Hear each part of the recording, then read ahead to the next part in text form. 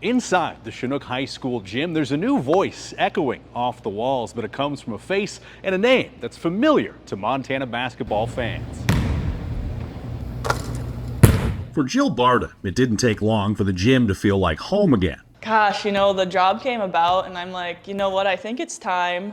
I just start, getting back to something I love doing, and I may not be playing, but we've already had a few open gyms and I'm like, gosh, I do miss it. Barta was born on the Highline, and after years away, life brought her right back. I always said I was never gonna move back to the Highline. I was born and raised here and met a fellow up here and decided to kind of plant some roots here. And after a record-setting high school and college career and stints in the WNBA and overseas, Barta spent a few years away from basketball to focus on something different.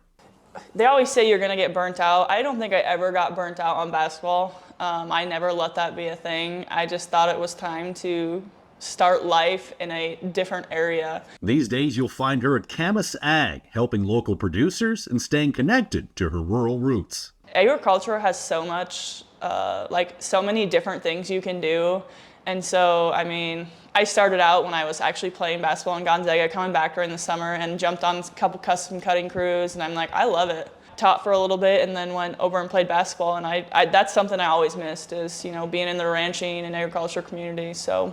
But when Chinook needed a coach, she knew the time was right. I always say, if I'm gonna coach somewhere and put the time in and work with these kids, I wanted to make sure I was gonna be there a long time. But this is kind of the place where, I think I'm set here for life. All right. She says the Sugar Beaters have the talent and work ethic to build something special. There's some talent in this town, and for years to come, I see it. I want to build a program where it's, we start when we're young and we just keep going. So that's kind of what I'm looking to do here. This season, she'll even face Fairfield, a team she led to 104 wins and 4 consecutive Class B championships. We play Fairfield. Yeah, that might be a little weird, but I'm excited. I'm excited to go back there. And Beaters, Bulldogs, Eagles, you know what? I'm glad to be a part of all of it. And of course, Jill Barta, the coach, has the same drive as Jill Barta, the player. It may be a little tough at first until they get kind of used to the way I coach and what my expectations are, but I think it's going to be a lot of fun. In Chinook, Tom Wiley,